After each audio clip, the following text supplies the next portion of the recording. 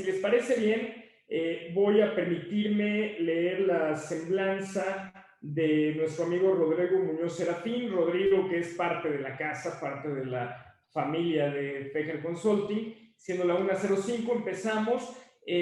Gracias, Rodrigo, de verdad, gracias por estar con nosotros. Rodrigo es licenciado en Contaduría Pública, egresado de la Ibero, además de licenciado en Derecho. Hoy está estudiando una maestría, pero bueno, licenciado en dos áreas, Contaduría y Derecho. Tiene diversos estudios de posgrado, entre otros una especialidad en finanzas corporativas, otra en precios de transferencia. Ya tiene 2 maestrías, va por esta tercera, una en Derecho Fiscal y Ciencias Jurídicas. Es candidato a doctor en Derecho Tributario por la Universidad de Salamanca y además de candidato a doctor en Derecho por la Universidad Panamericana. Rodrigo es profesional certificado en fiscal por el Instituto Mexicano de Contadores Públicos y profesional certificado en materia de prevención de operaciones con recursos de procedencia ilícita y financiamiento al terrorismo por la Comisión Nacional Bancaria y de Valores. Cuenta con más de 25 años de experiencia en el ámbito jurídico tributario. Hoy es socio de su propia práctica, especializada en litigio y consultoría tributaria nacional e internacional, así como temas operativos y contractuales. Es miembro del Consejo de Administración de diversas empresas del sector privado, en donde orgullosamente les puedo decir que comparto una posición en un consejo de los que él pertenece. Además, le agradezco porque él me invitó. Fue consejero independiente del órgano de gobierno de la Procuraduría de la Defensa del Contribuyente, la famosa PRODECON, del 2016 al 2020. Es académico de número de la Academia Mexicana de Derecho Fiscal, donde fue presidente de la Junta Nacional Directiva del 2011 al 2015, además de miembro de la Asociación Nacional de Especialistas Fiscales de IFA Group México, en donde fue coordinador además del Comité de Estudios y Documentación durante el bienio 2017-2019. Es miembro del Colegio de Contadores Públicos de México y del Ilustre y Nacional Colegio de Abogados de México, entre muchos otros. Podría seguirme con la semblanza de Rodrigo, pero para mí lo más importante es decir, Rodrigo es un amigo. Rodrigo, gracias por ser mi amigo y por ser amigo de esta tu casa. Y como siempre, en ese mismo tenor que lo hemos hecho en otras ocasiones, lo que te pediría es tratar un tema tan delicado y que para muchos puede sonar tan complejo como los efectos o los principales efectos de la prohibición al outsourcing de personal, de una manera como lo hemos hecho en otras ocasiones, como si estuviéramos tomándonos un café entre amigos para que nos digas la neta de lo que está pasando en nuestro país. Muchas gracias, Rodrigo, bienvenido y bienvenidos a todos y gracias por el tiempo que se han tomado en conectarse.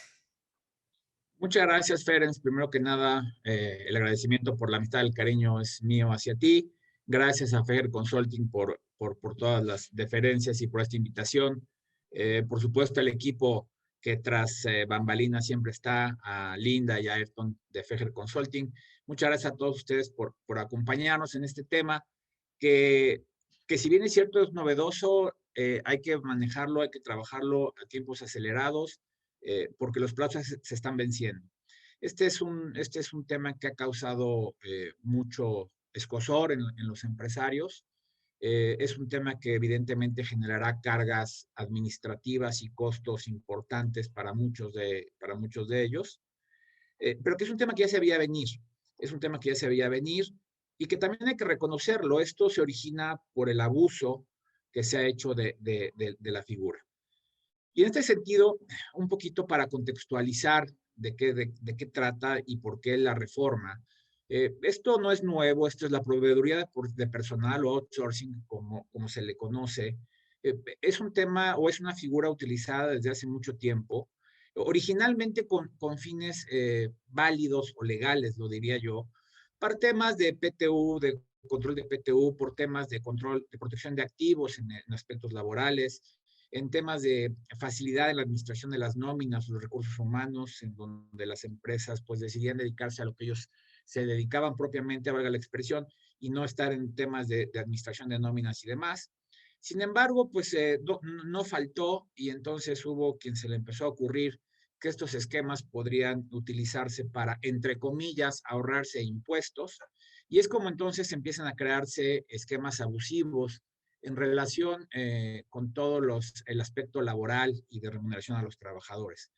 Y creo que todos aquí conocemos, ha habido esquemas de las famosas cooperativas, esquemas de sindicatos, fideicomisos, seguros, fondos de ahorro, la famosa y erróneamente llamado esquema de asimilables a salarios, y por supuesto todos ellos involucrados con el outsourcing.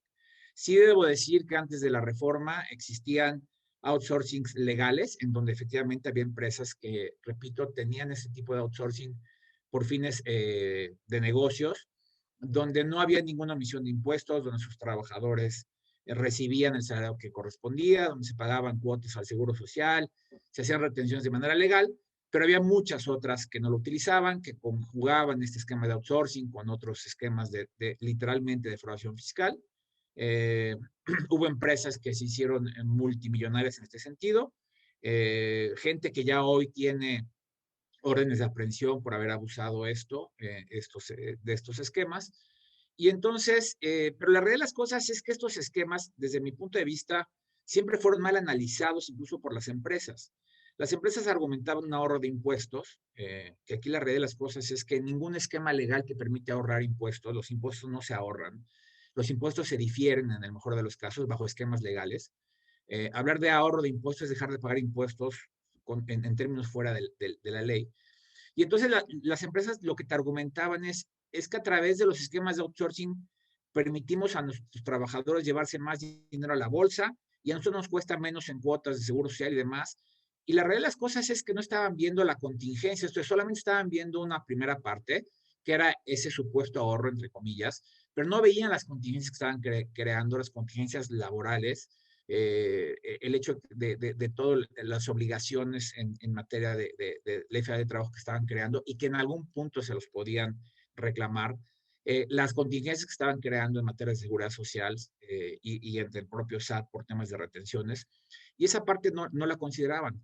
Yo tuve oportunidad de hacer algunos análisis con algunos clientes y cuando vieron el tamaño de la contingencia comparado con su supuesto ahorro, pues vieron que realmente era algo ilusorio, porque, pues, claro, en cuanto a flujos sí había un ahorro, entre comillas, también, porque se desembolsaba menos, pero la contingencia valía prácticamente lo mismo o en muchas ocasiones mucho más que el supuesto ahorro.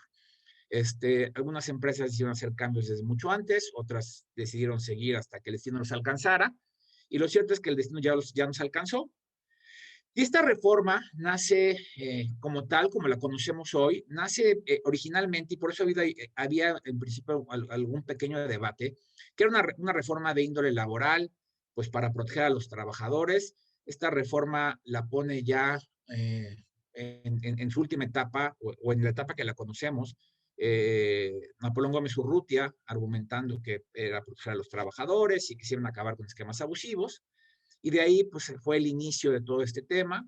Pero la realidad de las cosas es que no perdamos de vista. La reforma, y perdón que lo diga, no tiene ningún sentido laboral. Evidentemente hay modificaciones a la ley federal del trabajo, sí las hay, pero para implementarla no es porque en realidad se esté buscando un beneficio a los trabajadores. Esta reforma tiene dos finalidades. La oficial, y esto está dicho público, y aquí cito, es una reforma de índole persecutoria, persecutor en teoría para justamente quien utilizaba estos esquemas abusivos, que eran verdaderas industrias las que había. Entonces, lo que se tiene por objeto es ir tras esas grandes empresas de outsourcing que en realidad se dedicaban a defraudar al fisco, de alguna manera en conjunción con las empresas que las contrataban. Entonces, el procurador fiscal ha iniciado una lucha frontal contra todos estos esquemas de abuso fiscal, outsourcing, factureras, empresas fantasma y demás. No estoy seguro que los resultados hayan sido los que él ha señalado que se van a obtener, pero lo cierto es que se está emprendiendo esa lucha. Y en ese sentido, pues precisamente se inició ya desde hace algún tiempo la fiscalización contra los outsourcings. Y hoy con la reforma me parece que las herramientas ya se tienen, ¿no? Ya se tienen ya se están haciendo. Aquí lo vamos a ver, la parte más delicada de la reforma en outsourcing, más allá de la parte de costos, de contribuciones, es la parte penal. Trae un componente penal importante. La reforma, debo decirlo, no es una reforma muy voluminosa en cuanto a normas que se modificaron. Sí, en cuanto a los efectos, la verdad de las cosas es que hoy se siguen analizando efectos y sigue habiendo efectos. Y creo que hay muchas cosas que vendrán en el futuro porque hay temas que no están bien definidos, temas que se van a prestar a interpretaciones, pero lo cierto es que hoy está. Además de la naturaleza fiscal, pues evidentemente la naturaleza recaudatoria, lo cual no es ninguna novedad. No hay dinero que alcance para seguirlo regalando, entonces tendrá que seguir buscando el gobierno de dónde jalar más recursos. Y esta es una buena oportunidad porque al momento de incorporar ya a los trabajadores a las empresas, donde son ya entes fiscalizados, donde son entes que tendrán que declarar a sus salarios de trabajo, los salarios reales, pues evidentemente eso implica una mayor recaudación que aunque no se diga es parte de la finalidad de la reforma. De ahí que entonces esta reforma básicamente debe ser analizada, creo yo, desde las tres aristas que lo contempla, que es el tema laboral, por supuesto, en donde tocaré algunos aspectos, aclarando que no es mi especialidad, pero he tenido oportunidad de participar con muchos laboralistas precisamente por esos temas de la reforma, el aspecto fiscal y de seguridad social, y por supuesto, como lo mencionaba, la parte penal. Esto nos lleva a que la implementación de la reforma, que no es optativa, tendrá que hacerse, pues evidentemente va a originar la necesidad, o ya originó y ya se está haciendo en muchos casos, aunque en muchos otros sorpresivamente no, la revisión de las estructuras organizacionales de cómo operan las empresas, evidentemente reanalizando, redimensionando temas de riesgos, temas de costos y esquemas de trabajo sobre todo para aquellas empresas que efectivamente tenían un outsourcing legal, déjenme llamarlo de esa forma, e inclusive para los grupos que tenían la misma figura que se le conocía o se le diferenciaba del otro como el insourcing, porque tenían una empresa prestadora de servicios dentro del grupo, empresas que operan por líneas de negocios, y también para ellas hay una prohibición en este sentido, entonces también va a afectar la forma en que los grandes grupos tienen que trabajar a partir de este momento o que van a tener que trabajar a partir de este momento. Pero para entender la reforma, un primer punto que me parece que de donde debemos partir es entender a quién le afecta la reforma, a quién va dirigida la reforma. Y esto lo menciono porque hay una gran confusión de a quién debe aplicarle y quién realmente debe hacer movimientos a los objetos sociales famosos. Y ahorita explicaré por qué. Pero en este sentido, hay que diferenciar dos grandes tipos de contratos. Lo que son los contratos de servicios, de prestación de servicios o de prestación de servicios independientes, como el que presta un despacho de auditores, un despacho de abogados, o un contador o un abogado como tal, que son contratos de servicios propiamente regulados por el Código Civil de los estados, y lo que son propiamente los contratos que creo que mal llamadamente se les ha denominado prestación de servicios de personal, que no es otra cosa más que suministrar personal. ¿Esto qué es? Yo contrato trabajadores, son mis trabajadores, y el servicio que presto consiste en poner esos trabajadores a disposición de un tercero, que son mis clientes, para que finalmente reciban órdenes y trabajen como si fueran trabajadores suyos, que de hecho lo son, pero legalmente o formalmente son mis trabajadores. Y entonces hay que hacer aquí algunas distinciones para identificar a quién sí y a quién no. Y entonces, dos contratos, mencionaba, contratos de servicios, vamos a llamarlos profesionales para distinguirlos, y contratación de servicios de personal. En ambos casos, y creo que aquí viene parte de la confusión, en ambos casos los servicios se prestan a través de personas. Me atrevería a decir que sin tomar en cuenta ya ahora toda la modalidad de servicios digitales, pues no hay un contrato de prestación de servicios que no se ejecute a través de personas, no hay otra forma de hacerlo. Entonces, si yo celebro un contrato en donde pido el servicio de un auditor, pues evidentemente la auditoría es a través de personas, de un abogado que lleva un asunto litigioso, pues es a través de personas. Entonces, en ambos contratos hay personas involucradas. Sin embargo, donde empiezan a marcarse las diferencias es en el objeto del contrato. Dependiendo del tipo de servicio profesional, tiene una finalidad muy específica. En el contrato de servicios de personal, y lo voy a llamar así, aunque repito, en mi opinión está mal denominado, pero en la contratación de servicios de personal, Obviamente el objeto es proporcionar personal, ese es el objeto, no llevar a cabo un trabajo específico, sino proporcionar personal. La temporalidad en la prestación de servicios generalmente es definida o intermitente, esto es un servicio específico. En la contratación de servicios de personal, la duración es permanente, porque, insisto, es poner trabajadores o mis trabajadores para que lleven a cabo distintos servicios. En el caso de los trabajadores, pues en el caso de la prestación de servicios dependen de mí. Oye, yo soy un despacho de abogados, tengo abogados contratados como trabajadores, dependen de mí. Sí, efectivamente, prestan servicios a diferentes clientes, pero la dependencia es hacia mí. Y así es. En la prestación de servicios de personal, como lo mencionaba, formalmente dependen del prestador de servicios, pero materialmente depende del cliente. Son mis trabajadores, pero de mí no reciben instrucciones. Los trabajadores se presentan todos los días a las instalaciones de un cliente, trabajan en esas instalaciones 8 horas o más, reciben las instrucciones del cliente. El cliente puede decidir, si bien es cierto a través de algunos esquemas, pero puede decidir cuándo despedir a sus trabajadores o cuándo no. El cliente decide si se le va a pagar o se le va a pagar menos a ese trabajador que en teoría es mío, insisto, de alguna forma triangulando o dándome la instrucción para que yo lo haga, pero ahí está una marcada diferencia. Ejemplos, como ya lo he ido mencionando, de servicios profesionales, servicios contables, servicios de auditoría. En cuanto a servicios de personal, vamos a llamarlo, hay servicios, por ejemplo, los de limpieza, estas empresas de limpieza que contrata uno y que mandan trabajadores para que estén limpiando todo el día. Servicios de vigilancia, por ejemplo, y los servicios generales, que es precisamente a los que va enfocada esta reforma. Entonces, una vez teniendo esta distinción o esta pretendida distinción, hay que decir que la contratación de servicios profesionales independientes no le afecta esta reforma, no tiene que ver nada con ellos, no existe ningún problema si yo contrato un servicio profesional y además es parte de mi objeto social, o si lo contraté por X temporalidad y demás. Oye, es que los trabajadores tuyos van a mi empresa, ejemplo, las empresas de auditoría, pues están tus trabajadores en mi empresa, son servicios profesionales y a ellos no afecta esta reforma, no va dirigida hacia ellos.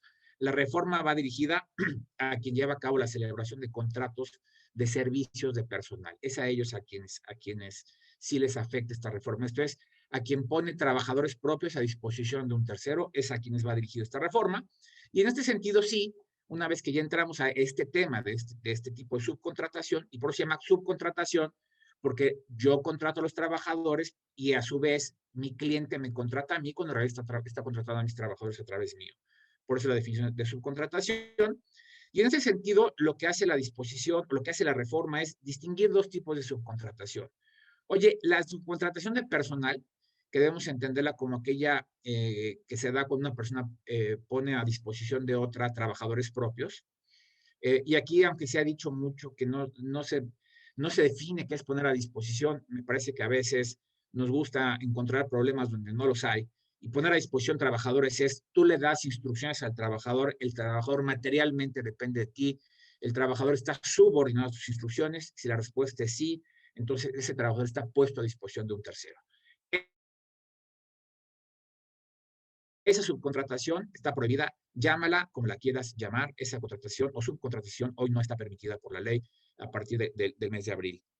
Lo que sí está permitido son la subcontratación de servicios especializados o ejecución de obras. Y aquí viene el punto importante. El tema es, no es lo mismo que yo ponga trabajadores para que hagan lo que quieras que tú hagas, a que me contrates un servicio especializado. Ejemplo, y la había mencionado hace un momento, servicios de limpieza. Sí, efectivamente, son mis trabajadores, están en tus instalaciones, tú les das instrucciones, entonces hay una subcontratación, sí, pero es un servicio especializado que tiene una finalidad muy particular, o una obra o ejecución de obras. Oye, ¿sabes qué? Voy a mandar gente a que haga una remodelación, a que quiten y pongan materiales y demás.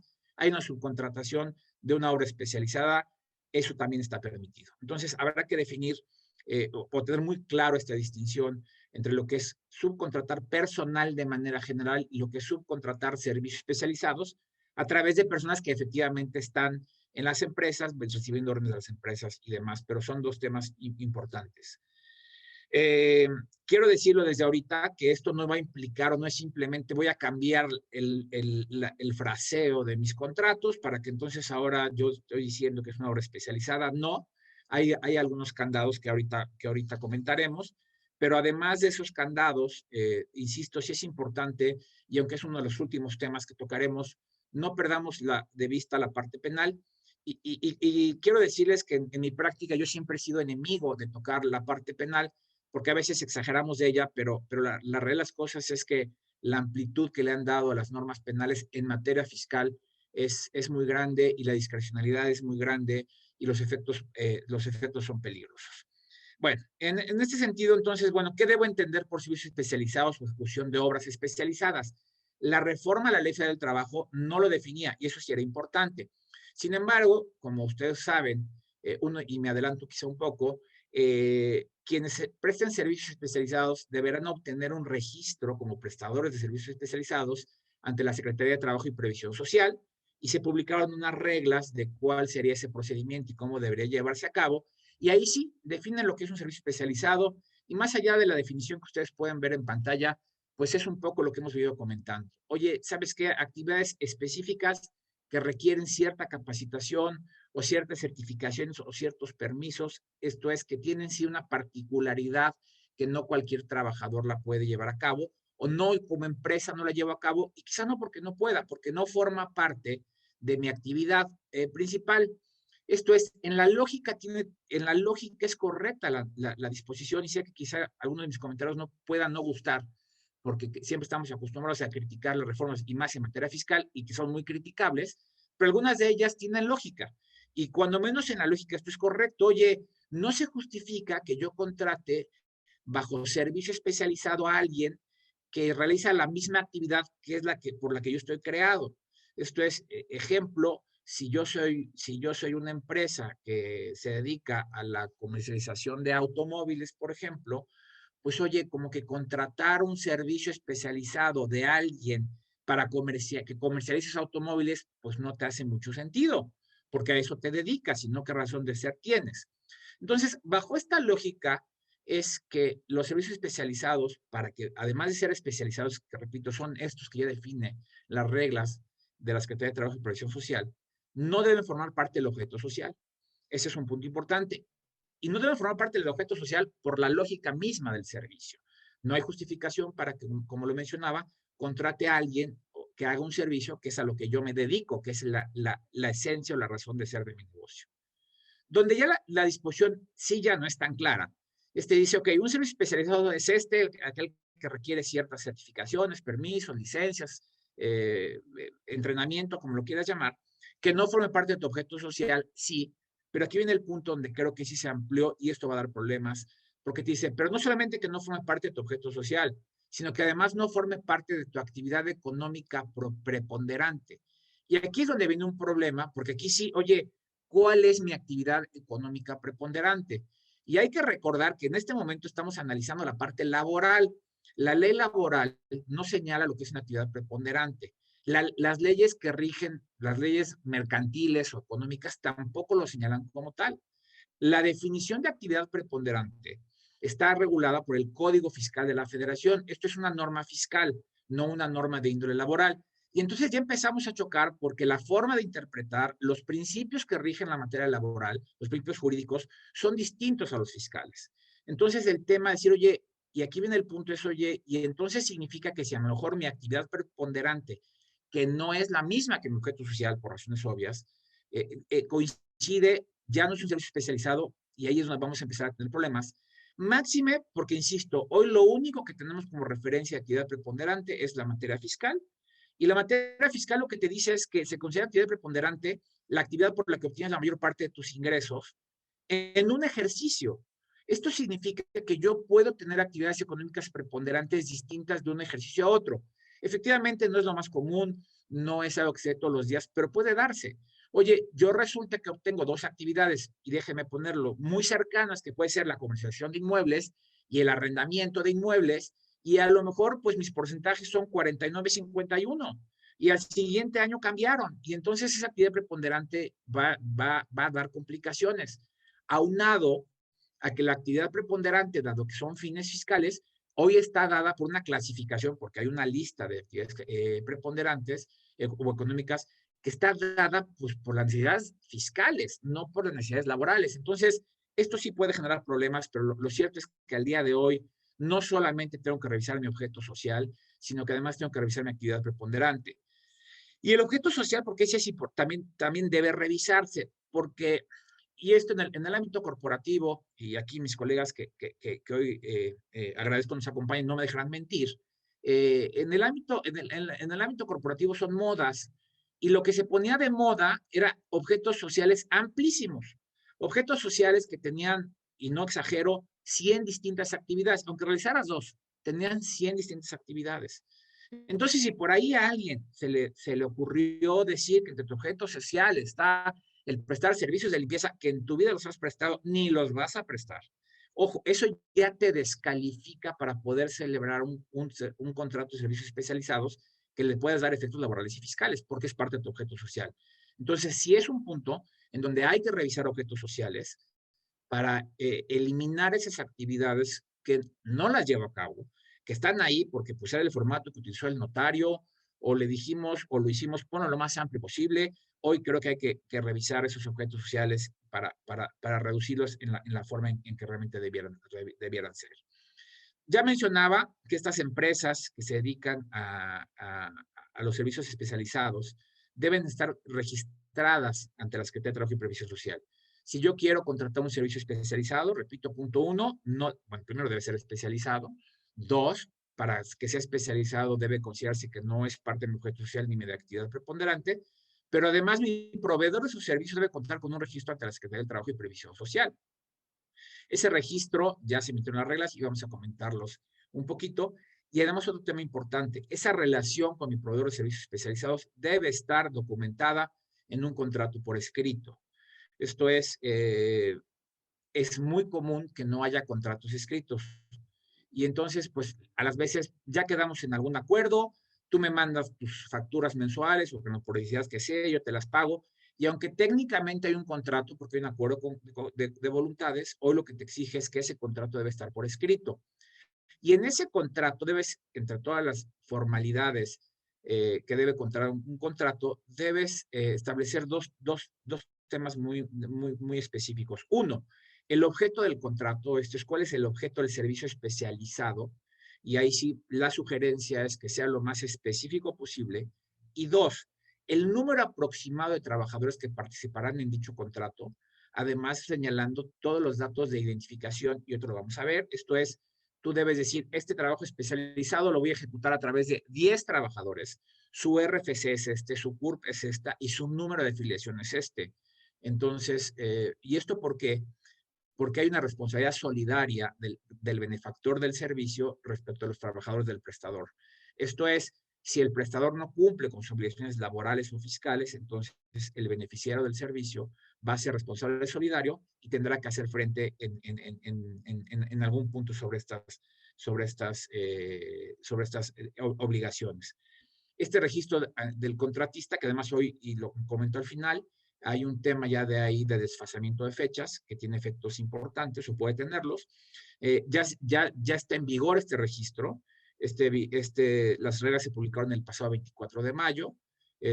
Ya está vigente a través del portal de la Secretaría. El portal ya está habilitado. Y debo decirlo y ahorita lo vamos a ver, están trabajando bastante rápido. ¿Cuáles son los requisitos para que se registre? En primer lugar, y te lo dice, va a haber un intercambio de información con el IMSS, con el Infonavit y con el propio SAT. Un intercambio de información que ya lo hay. Lo primero que tienes que tener o que debes tener es tu situación fiscal, la famosa opinión positiva. Como ustedes saben hoy, para muchos trámites te piden una opinión del SAT, que es un trámite a través de la página, en donde pues lo que hace el SAT es decirte, oye, ¿sabes qué? Tu opinión es positiva porque estás al corriente de tus obligaciones formales, no significa que estés pagando bien o que estés cumpliendo como debes cumplir, simplemente, oye, tus obligaciones formales de prestación de declaración, de ser un contribuyente localizado, de tener un domicilio fiscal, son correctas. Si te atrasaste en una declaración, porque no la presentaste, porque se te olvidó, porque la prestaste extemporánea, entonces esa opinión va a ser negativa y entonces ya no vas a poder continuar con el registro. Yo conozco ya de varios casos en donde la opinión, y aquí viene otro punto, por errores del SAT sale como opinión negativa y está negando el registro porque uno de los requisitos es que estés al corriente en tus obligaciones fiscales, tanto ante el SAT como ante el IMSS y ante el Infonavit.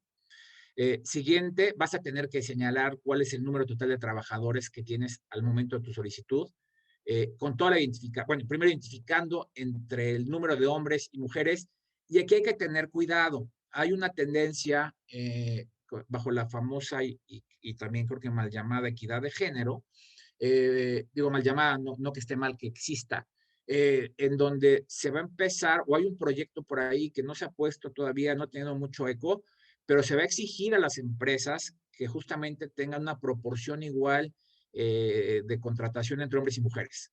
Entonces, no sé si esto vaya a ser el principio de dar esa información, porque parte de lo que tienes que informarle para el registro es cuántos hombres y cuántas mujeres tienes trabajando para ti. Tienes que señalar cuál es tu actividad económica especializada. Esta actividad económica conforme al catálogo de actividades que tiene el Seguro Social para la clasificación de empresas en el riesgo de trabajo.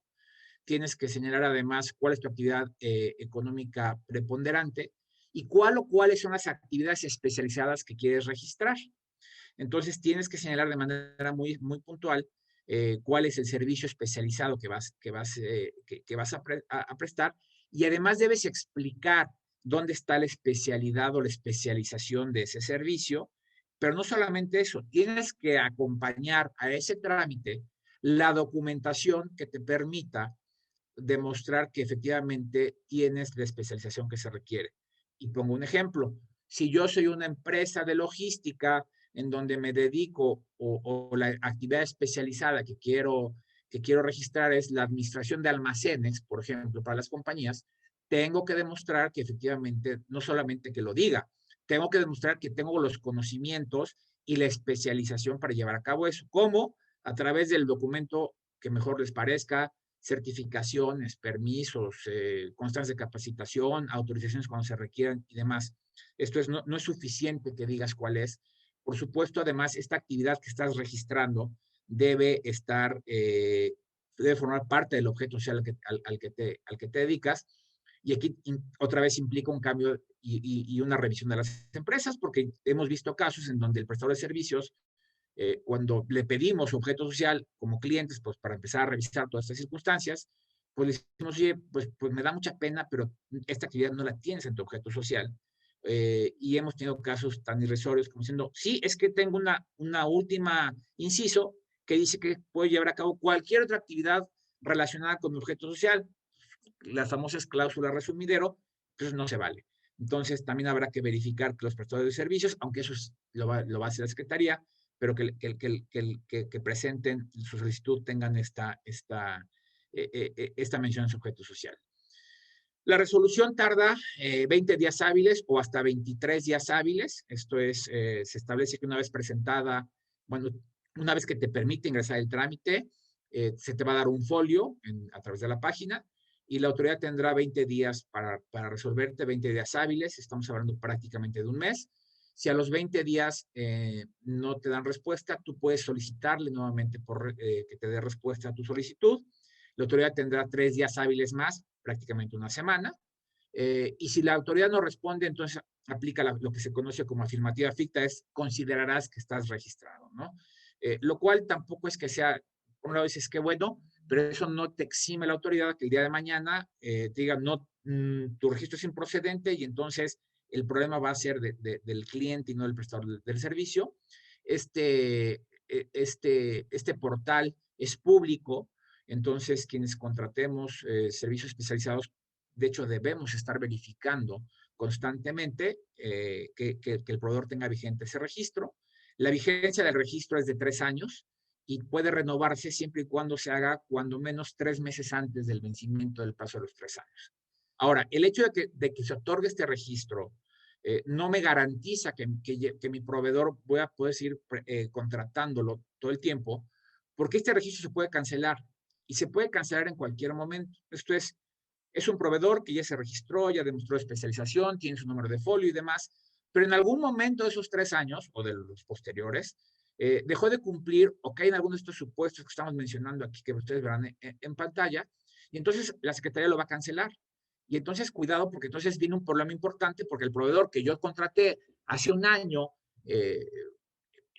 que me preste ciertos servicios, hoy ya no lo puedo contratar porque resulta que de un día para otro dejó de cancelar, o perdón, dejó de tener ese registro por una cancelación.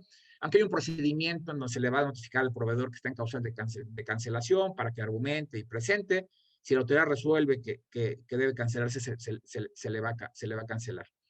Y dentro de los supuestos de cancelación, hay dos con los que hay que tener mucho cuidado, creo. El primero de ellos te dice que es un supuesto de cancelación que el proveedor preste servicios especializados que formen parte del objeto social o de la actividad preponderante económica del cliente, lo cual me parece verdaderamente un absurdo, porque yo soy responsable de mi objeto social, yo soy responsable de lo que yo hago, pero pues yo no sé si el día de mañana mi cliente cambió su objeto social y por un error o por lo que haya sido, pues incluyó la actividad. Yo no, en principio no tendría razón para estar verificando si cambió el objeto social o no. Esto te lleva a que en estos contratos seguramente, y de hecho desde el punto de vista del proveedor, tendrás que exigirle a tu cliente que te informe cualquier cambio del objeto social para que tú puedas verificar que efectivamente no estás en ese supuesto. Esto incluso es inconstitucional, que son temas que no vienen al caso en este momento, pero lo que quiero decir es, oye, me puedes cancelar a mí por lo que haga otro, lo cual me parece absurdo. Otro supuesto de cancelación es la existencia de créditos fiscales firmes derivados de incumplimiento de obligaciones fiscales. Y esto hay que tener mucho cuidado porque las áreas del SAT particularmente están totalmente desligadas. Muy rápidamente, un crédito fiscal firme es aquel que no existe forma de controvertirlo, ya sea porque el contribuyente no acudió a defenderse en el tiempo y por tanto el crédito ya quedó como definitivo, o que habiéndose defendido a través de las distintas formas que marca la ley, finalmente se reconoció la legalidad de ese crédito. Entonces queda como definitivo, queda firme. Ahora, ¿cuáles solamente sus supuestos? Ahora, ¿cuál es el problema que en la práctica se da y se da con muchísima frecuencia? La autoridad me determina un crédito fiscal y ese crédito fiscal lo coordina la Administración General de Recaudación. Yo decido impugnar ese crédito, controvertirlo ante el Tribunal Federal de Justicia Administrativa y entonces promuevo una demanda, pero esa demanda está a cargo de la Administración General Jurídica. Entonces el crédito lo controla la recaudación, pero lo defiende jurídica. Si jurídica no le informa a recaudación que ese crédito está siendo controvertido, entonces recaudación dice, ya pasaron los 30 días que marca la ley para que te defiendas, no me has pagado, no te has defendido, entonces subo a la página como un crédito fiscal firme cuando no lo es. Y entonces una causal de cancelación, cuando entonces yo tendré que ir a aclarar que no, que promoverme defensivo en tiempo y demás, y esto se da con una frecuencia o con mucha más frecuencia de la que ustedes puedan imaginarse. Entonces, esos son los temas hasta este momento en temas laborales. Otro tema que ha causado mucha duda es el tema de la PTU. Este tema de la PTU fue de las pocas cosas que se lograron ya en las negociaciones, particularmente con el Consejo Coordinador Empresarial, en donde parte de los argumentos que se decían, oye, es que el incorporar a todos los trabajadores, pues me va a incrementar la PTU, digo, que además, aunque no lo manejaron así, además de que no me gusta pagar PTU, pues sí, y esa parte van a recibir PTU de cuestiones o por actividades que no son del trabajo. Ejemplo, yo soy una fábrica y pues me guste o no, si el trabajador participó y yo generé utilidades, pues tengo que compartir. Oye, pero ¿qué pasa si a lo mejor de esa fábrica vendí una línea de producción o vendí una bodega en donde generó una utilidad interesante y en donde el trabajador no tuvo nada que ver? Bueno, como está la ley hoy en día, ese trabajador también debería participar de esa venta en la utilidad que se genere. Entonces lo que se negoció fue, ok, vamos a ponerle límite a la PTU y aquí viene el punto. Lo que existe hoy es una limitante al monto del pago de la PTU. No es que haya cambiado la forma de calcular la PTU, porque esa es una gran duda. Es que ya cambió. No, no ha cambiado. La mecánica de cálculo de PTU sigue siendo la misma. Calculas tu utilidad fiscal, le aplicas el 10% y luego la parte que vas a distribuir es 50% en función de salario y 50% en función de días trabajados. Hasta ahí nada ha cambiado. Ahora, lo que sí cambia es el límite.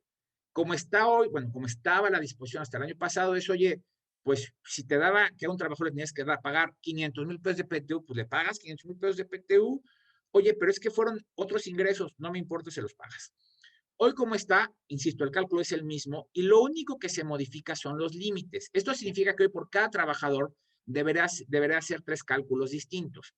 Hago el cálculo de la PTU tradicional, esto es normal, 10%, y veamos el caso 1, y calculo dos límites. 1, 3 meses de salario del trabajador, y 2, el promedio de la PTU de los últimos 3 años. Defino cuál de los dos límites es el más benéfico para el trabajador, en pocas palabras, cuál es el más alto. En este caso, el más alto son 180,000, lo cual no significa que le voy a pagar 180,000. El trabajador tenía derecho a 84,000 de PTU. Como es inferior al límite más alto de los dos, entonces le pago la PTU normal. Otro caso, un trabajador que le corresponden 300,000 pesos con los mismos límites. Aquí sí. Oye, tengo el límite más benéfico con 180,000. Ese es el límite. No le pago los 300, sino le pago este límite.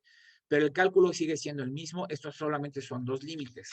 Esto, además, habrá que ver qué pasa, porque como ustedes saben, que tampoco hay un cambio. Cuidado, porque esto puede ser un diferimiento solamente de la PTU. ¿En qué sentido? Como está la disposición, como estaba y como está lo que te dices, oye, la PTU que no haya sido pagada en un ejercicio, que no haya sido cobrada, la sumas a la PTU del ejercicio siguiente y la incluyes como monto a repartir. Hoy, por ejemplo, en estos casos, como el segundo, pues yo traigo PTU por 300, pagué 180,000, quiere decir que traigo 120,000. La norma no cambió. Eso significa que a la PTU del año siguiente le tengo que sumar los 120,000 pesos. Y entonces a lo mejor, si tengo que adicionársela, aún estando dentro de los límites, se la adiciono y entonces le voy a pagar una PTU. Entonces hay que ver qué pasa con eso, porque puede ser un tema de diferimiento solamente y no realmente de un límite como se pretende establecer. En materia de seguridad social, esto ya estaba de alguna forma, ya está. Se tiene que presentar información cuatrimestral por parte del prestador del servicio, ojo, no por parte del beneficiario del cliente, información de los contratos. Eso ya está hoy para los contratos de outsourcing o los que eran contratos de outsourcing. Hoy para servicios especializados tengo que presentar básicamente la misma información. Ahora, cuidado, no nos confiemos en que porque es obligación del prestador yo no hago caso, porque hay responsabilidad solidaria. Lo mismo, si el patrón, el prestador de servicio no cumple con sus obligaciones y generan créditos fiscales, me los pueden hacer efectivos a mí como beneficiario de ese servicio. Ojo con la sustitución patronal, porque sí hay muchas empresas que están analizando la forma en la que van a transferir sus trabajadores de los prestadores de servicios ya para contratarlos.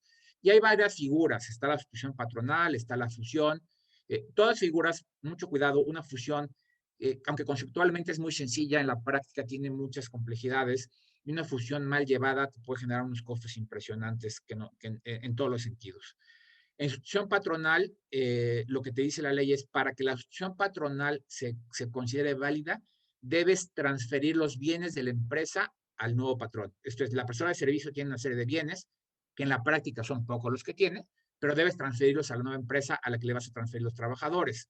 Solamente tienes hasta el 24 de julio para hacer la sustitución patronal sin transmitir los bienes de la empresa. Esto es, después del 24 de julio hay dos opciones si vas a hacer una sustitución patronal.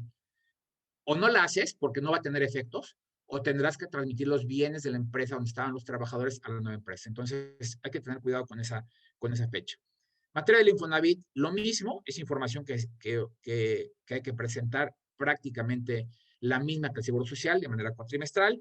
El Infonavit va a decir cómo hay que hacerlo. Es una carga impresionante, o al día de hoy, como estaba, es una carga impresionante, porque pues, tendré que subir información al IMSS, tendré que subir información al Infonavit.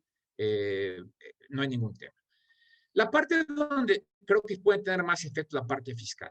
En la parte fiscal lo que te dice la disposición es, y esta lámina lo que te está diciendo es, oye, aquí es muy sencillo, todo lo que sea outsourcing no tiene efectos fiscales. Esto es, tú no vas a poder deducir pagos por outsourcing, tú no vas a poder acreditar el IVA por pagos de outsourcing. Los de servicios especializados sí lo puedes hacer, pero siempre y cuando cumplas con los requisitos de que sea un servicio especializado. Esto significa que, cuidado, si tu proveedor no tiene, aunque sea un servicio especializado, no tiene el registro, por ejemplo, no le vas a poder dar efectos fiscales. De hecho, la reforma laboral, en la parte laboral, entró en vigor en abril. La reforma, esta limitante en materia fiscal, entra en vigor hasta el 1 de agosto, pero hay un problema que ahorita voy a mencionar. Sí le puede dar efectos fiscales, como ya lo mencionaba, a los servicios especializados. Ojo, que sean especializados, esto es que el proveedor cuente con su registro ante la Secretaría del Trabajo, que no formen parte de tu objeto, que no formen parte de tu objeto social. Y en este caso sí le podrás dar efectos fiscales. Hay la posibilidad de que las empresas que mencionaba, que se les conocía como insourcing, grupos que tienen su prestador de servicios, tampoco van a poder prestar el insourcing de personal, tendrán que ser servicios. Y aquí mucho cuidado porque lo que me he encontrado es que las empresas en estos casos lo ven como algo muy sencillo y no lo es.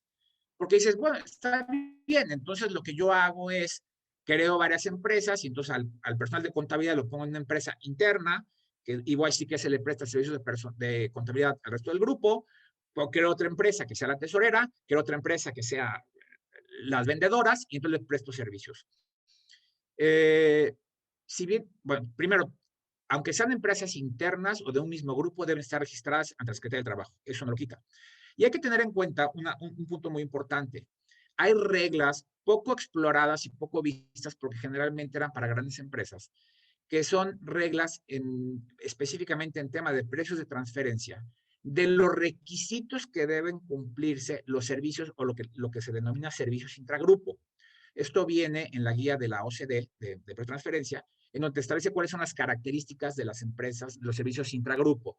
Entonces, hay que tener cuidado porque a mí no me extrañaría que el día del mañana el SAT, para verificar a estos prestadores de servicios internas, esto es de un grupo, te digan, ¿sabes qué? En términos de las guías, tu empresa no califica para poder prestar servicios intragrupo y podríamos tener ahí un problema importante también. Entonces, aún siendo empresas intragrupo, creo que es importante que se analice ese supuesto. Materia de impuesto sobre la renta, como ya lo mencionaba, oye, son servicios especializados, no fueron parte de tu objeto social, no fueron parte de tu actividad preponderante, sí los puedes deducir, pero cuando tú efectúes el pago, debes pedirle a tu proveedor de servicios copia de los comprobantes fiscales de los pagos de salarios de todos los trabajadores, no del proveedor, sino de los que te asignaron para prestarte un servicio, copia del pago de impuestos, copia del pago de las cuotas oro patronal de sus trabajadores, copia del Infonavit. Lo mismo para IVA, nada más que en tema de IVA. Pero aquí sí te dice un tema importante. Esa documentación tienes un mes para obtenerla. Si no la obtienes, entonces tienes que prestar una complementaria echando atrás ese IVA acreditable y en su caso pagando las diferencias. Por un incumplimiento de tu proveedor, sí, efectivamente. Y además recuerden ustedes que si tú no pides esta información y el proveedor no pagó Seguro Social, no pagó Infonavit o no enteró el IVA, tú eres responsable solidario de esas obligaciones. Entonces, esto te implica necesariamente revisar contratos, establecer la obligación de los proveedores, establecer tu facultad, aunque se oiga extraño, de poder auditar a tu proveedor en estos temas para verificar que efectivamente estás cubierto. Todo esto para llevar cuáles son las sanciones. Las sanciones no son menores y me parece, la más grave es justamente el contratar servicios de outsourcing, no especializados, sino outsourcing hoy prohibido, porque tu sanción puede llegar a casi 4 millones de pesos y medio. Además, el hecho de que tú en materia fiscal no deduzcas o acredites gastos que no corresponden a un proveedor de servicios especializados porque no tiene el registro, porque es outsourcing, se considera una infracción agravante o una infracción agravada. Y la infracción agravada se castiga con un 60 a un 90% más de la contribución omitida. ¿Esto qué significa? Oye, yo acredité IVA y voy por 1 millón de pesos. Y entonces, pues no debí acreditarlo porque no cumplía con requisitos, eso es una contribución omitida. Y entonces, de por sí la multa de una contribución omitida es del 55 al 75% como multa. Entonces, pues vamos a suponer que me pongan la menor para ahorrar mi trabajo como autoridad, pues ya son 550,000, pero a esa súmale un 60 o un 90% más, porque es agravada. Entonces, sí hay que tener mucho cuidado porque las multas no son menores. Y la parte que me preocupa y que nos preocupa quienes nos dedicamos en esto es la famosa parte penal. La parte penal, porque aquí el punto es, la reforma establece que se considera defraudación fiscal utilizar esquemas simulados de prestación de servicios especializados. Esto es cuidado. No basta con que le cambie al contrato el nombre y ponga cosas que no son y le ponga objetos extraños, como se estilan, y entonces decimos que me presta servicios, aunque en realidad me estás prestando personal porque es una simulación y eso está catalogado ya hoy como un delito de defraudación fiscal. Recordarán que el año pasado, si no me recuerdo, o finales del antepasado, se modificó el Código Penal Federal y se emitió la ley de delincuencia organizada, en donde la defraudación fiscal se considera delincuencia organizada cuando intervienen más de dos personas, y este es el caso, el proveedor y el cliente. Entonces, es muy sencillo que lo tipifiquen como delincuencia organizada, y el efecto de ser delincuencia organizada es que es prisión preventiva oficiosa. Esto es, desde el momento, si el juez lo determina, el proceso lo tendrás que enfrentar privado de tu libertad. Esa es la parte muy complicada, porque además pueden darse casos en donde verdaderamente cometas un error, digo, serán los menos, pero la autoridad podría decir, ¿sabes qué? Simulaste un acto y por tanto pretender tipificarlo de esta forma. Fechas importantes, aquí están, 23 de abril se publica el decreto, entra en vigor el 24 de abril, el 24 de mayo se publican las reglas, el 24 de julio, fecha límite para la transmisión de trabajadores por institución patronal, y el 1 de agosto entra en vigor las medidas fiscales. Aquí cuidado. Esto significa que yo a partir del 1 de agosto no puedo deducir pagos de un proveedor que no sea especializado. Esto es que no cuente con su registro ante la Secretaría del Trabajo, entre otras cosas. Pero aquí viene lo que le mencionaba del desfase de fechas. Lo que te establece la ley, la reforma, es que a partir de la publicación de las reglas, los proveedores de servicios especializados tienen 90 días para hacer su inscripción. Esto significa que si las reglas se publicaron el 24 de mayo, el proveedor tendrá hasta el 24 de agosto para registrarse. Sí, pero la prohibición para deducir servicios que no sean especializados y por tanto que esté registrado es el 1 de agosto. Hay que tener cuidado porque no importa que tu proveedor esté en tiempo, aunque tu proveedor esté en tiempo, si para el 1 de agosto no está registrado, no vas a poder hacer deducción de esos pagos, ¿no? Entonces, en este sentido, algunos temas a considerar, obviamente habrá que revisar, o ya debieran estarse revisando, porque si no ya vamos tarde, las estructuras operativas tanto de las empresas en general como de los grupos. Por supuesto, ya lo mencioné, revisiones y adecuaciones en su caso de los objetos sociales, análisis de los costos que va a tener esta transición de trabajadores, en su caso la forma de reubicarlos, si va a ser fusión, si va a ser sustitución patronal, si va a ser una recontratación con lo que implica, en fin, cuál será la forma. Una revisión obligatoria de contratos, no hay duda que hay que hacerlo por las responsabilidades solidarias, y creo que aquí no está, pero me atrevería a decir, además, celebración de contratos escritos, formalización de las relaciones a través de contratos escritos, y tendrá que implementarse nuevos controles, porque ya vimos que las sanciones no son menores y los efectos no son tampoco menores. Y esto incluye a los grupos en cuanto tendrán que revisar sus operaciones de empresas prestadoras de servicios internas, a la luz mi sugerencia de las guías de precio transferencia para que efectivamente puedan calificar como un servicio intragrupos. Bueno, en términos muy generales, eso es el contenido, algunos de los principales efectos. Esto no se sabe todavía. Seguimos analizando situaciones que se van presentando. Cada empresa es un caso diferente.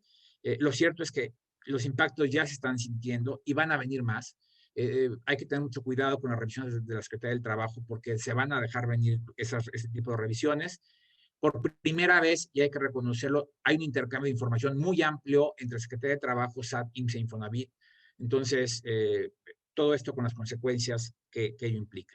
Sé que hay muchas quejas, sé que a algunas se les resta competitividad y demás, sí, pero lo cierto es que hoy por hoy, en verdad, quien quiera seguir simulando esquemas de contratación del servicio de personal, que lo piense dos veces, porque más allá de las multas, más allá del tema, sí es una raya a la parte penal muy, muy delgada que puede brincarse en cualquier momento.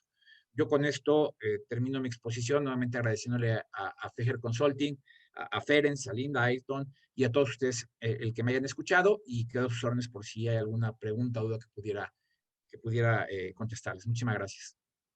Rodrigo, muchísimas gracias. Muy, muy interesante. Complicado sin duda.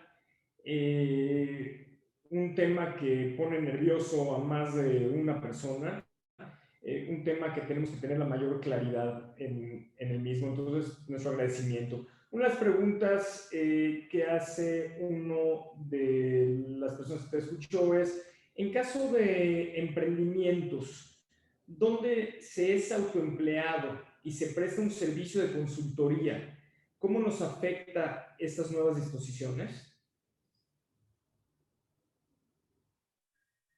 No sé si estoy, a ver, Te pero repito, no sé si estoy entendiendo Vamos No, a la tener... pregunta sí la entendí. El esquema, esto es, pero, o sea, no, la pregunta es, la tengo clara, el esquema es, a ver, si yo soy mi propio empleado, vamos a llamarlo así, y presto servicios, sería una prestación de servicios independientes donde no tengo problema alguno.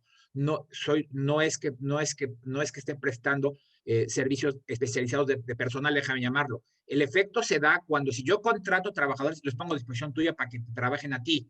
Yo tengo mi empresa, me autoempleo en mi empresa o me autoempleo yo mismo y presto servicios, no tengo problema. Oye, contrato gente, pero presto un servicio particular, no es poner gente a disposición, califica como servicios profesionales y esta reforma no te aplica. Si es que entendí bien la pregunta. Sí, me parece que sí, y si no estuviera bien resuelta la pregunta, Alfredo Alfaro, sí, ya, perfecto, ya respondió que es estupendo, que esa era Ok, perfecto. la pregunta que tenía. Eh, Okay. Rodrigo, ¿cómo? Hay empresas pequeñas, hay empresas medianas, hay empresas grandes. La autoridad se va a ir primero sobre las empresas grandes o va a agarrar pareja. No, mira, el tema es, no, yo, evidentemente aquí va, y porque así ha operado la autoridad, digo, sin que signifique que es una regla, pues evidentemente va a haber donde haya mayor riesgo de este tipo de esquemas, y hay que decirlo, y que puede implicar una mayor recaudación. Entonces, la autoridad evidentemente estará, bueno, y hoy ya lo está haciendo. Aquellas empresas a las que identificó que tienen esquemas de outsourcing de origen son las que va a tener fiscalizadas de origen. Porque pues evidentemente tendrá que ver que ya migraron desde ese esquema. Entonces, a mí me parece que las empresas pequeñas y demás no son hoy un blanco directo, sin que signifique que síganlo haciendo. El tema es, la revisión va a empezar por las grandes empresas, por las empresas que ya tienen de origen, traían esquemas de outsourcing y que la autoridad las tiene perfectamente identificadas, son sobre ellas sobre las que va a empezar. Y que generalmente son grandes empresas o medianas empresas. La empresa pequeña es poco probable que entre en estos esquemas o que trajera estos esquemas. Perfecto. ¿Qué recomendaciones le harías? Bueno, pero antes de esa, nos está preguntando Virginia, ¿qué sucede a partir de ahora con las personas físicas con actividad empresarial? Por ejemplo, asesores inmobiliarios que facturan a empresas. Uh -huh. No pasa nada, insisto, no pasa nada, la reforma no les afecta. Una vez más, la reforma es si yo contrato trabajadores y los pongo a tu disposición pues, para que tú les des órdenes, trabajen para ti, estén en tu empresa 8 horas y demás, esta es la que viene la reforma. Yo soy una persona física con actividad empresarial, le facturo a persona física o a persona moral, le entrego mi factura y se acabó. Ahora, ojo, no sé si por ahí venga la pregunta también. Hay esquemas simulados de prestación de servicios o de comisiones que en realidad son trabajadores. Y pongo el ejemplo, y ese es un ejemplo típico de las agencias de autos, por ejemplo, ¿no? Donde tienen comisionistas, los comisionistas son sus trabajadores porque solamente a ellos les prestan servicios, sus ingresos vienen de una sola fuente, trabajan en el lugar del patrón. Esos esquemas son esquemas simulados no de outsourcing, sino de otro tipo de esquemas que ya traen problemas de origen, porque están simulando una operación que no corresponde. Entonces, si es el tema de yo soy una comisionista que entrego mis facturas, una persona moral, pero pues como tiene empresarial, pero pues resulta que solamente es para una empresa, que trabajo 8 horas para la empresa, en las instalaciones de la empresa, que casualmente en diciembre emito doble factura, que en otras cosas llamaría aguinaldo, entonces se está simulando una relación de trabajo que no es que te afecte esta reforma, es una simulación de origen desde antes de la reforma y no cambia en nada esa problemática que existía ya. Totalmente de acuerdo. ¿Cómo acceder a ti, alguien que tenga preguntas ya en particular? ¿Cuáles son tus datos de contacto? Aunque desde luego a través de nosotros en Feger Consulting tienen todos tus datos, pues si alguien lo quiere hacer directamente. Con todo gusto, yo no sé, Fer, si tú a través de chat les das mi correo electrónico, estoy a sus órdenes, en mi correo rodrigo@munoz-serafín.com. Con todo el gusto del mundo y además a través tuyo, por favor, digo, si alguna duda, alguna cuestión que pueda ampliar, además de este tema, encantado, con todo el gusto del mundo, estoy a sus órdenes. Sí, porque hay varias personas que tienen dudas y cuestiones en particular, y entonces me parece que lo más Con todo prudente gusto. ya consultarte directamente. Entonces, si nos puedes volver a repetir tu correo electrónico, por favor. Sí, es Rodrigo, @Munoz, como Muñoz, pero con N, _serafín.com. Ahí estoy a sus órdenes. Y repito, cualquier cosa a través tuyo también, con todo el gusto del mundo, a quien podamos apoyar, encantado.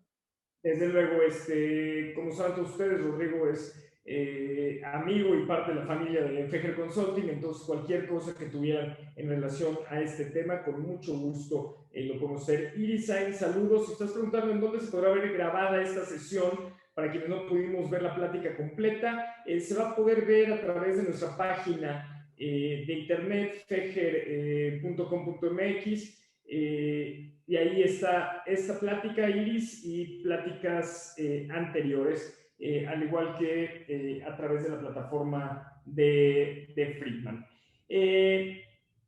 Sin más, Rodrigo, y para no robarnos más tiempo de nuestros amigos, como sabes, tratamos de ser sumamente puntuales con todo esto. Te quiero agradecer porque tus conocimientos son increíbles, el tiempo que nos brindas y sobre todo la manera tan aterrizada de hacernos entender estos temas que para muchos son complicados ha sido extraordinaria.